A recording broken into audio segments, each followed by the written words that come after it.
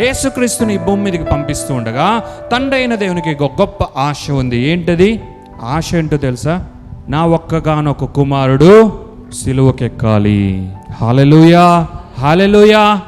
నా ఒక్కగానొక్క కుమారుడు హింస నొందాలి. నా ఒక్కగానొక్క కుమారుడు దెబ్బలు తినాలి, గాయములు నొందాలి. నా ప్రియ కుమారుడు యేసుక్రీస్తు రక్తము చిందించాలి.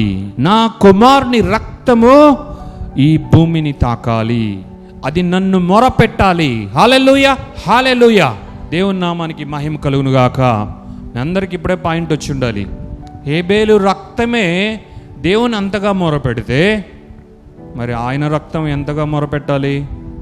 పరలోకమే దద్దరిల్లి ఉండాలి. హల్లెలూయా.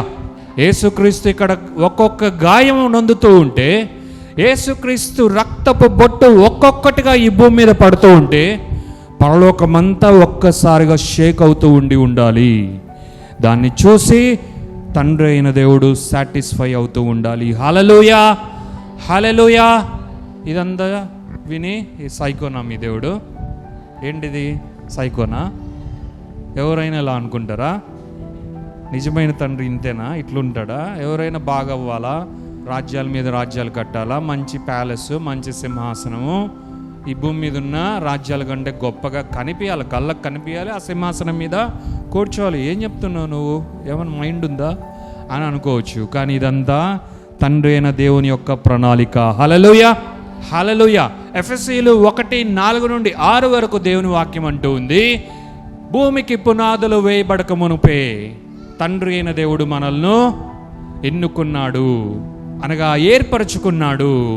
తండ్రి అయిన దేవుడు యేసుక్రీస్తునందు మనమందరూ కూడా నిర్దోషులుగా, పరిశుద్ధులుగా, నిష్కలంకులుగా ఉండాలి అని ఆయన నిర్ణయించుకొని తగిన కాలమందు యేసుక్రీస్తును మన కొరకు పంపించి, యేసుక్రీస్తు నందు ప్రేమ చేత మనలందరినీ, చెత్తైన మనల్ని, పాడైన మనల్ని, ఎందుకు వెలలేని మనల్ని కొనుక్కోవడానికి తండ్రి అయిన దేవుడు భూమికి పునాదులు వేయబడక ముందే సిద్ధమయ్యాడు అని దేవుని వాక్యం చెప్తుంది. హల్లెలూయా, హల్లెలూయా.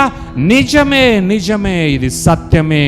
తండ్రి అయిన దేవుడు ముందుగానే తన ప్రియ కుమారుడైన యేసుక్రీస్తునందు మనలందరినీ కూడా ఏర్పరచుకొని, నియమించుకొని కుమారులనుగా స్వీకరించాడు అని దేవుని వాక్యం చెప్తుంది. హల్లెలూయా, హల్లెలూయా. మరి ఇదంతా జరగాలి అంటే మన సీట్ యేసయ్య తీసుకోవాలి. ఇది మన సీట్. ఇది యాక్చువల్లీ ఇలా మనము అవ్వాల్సిన వారమై ఉన్నాము.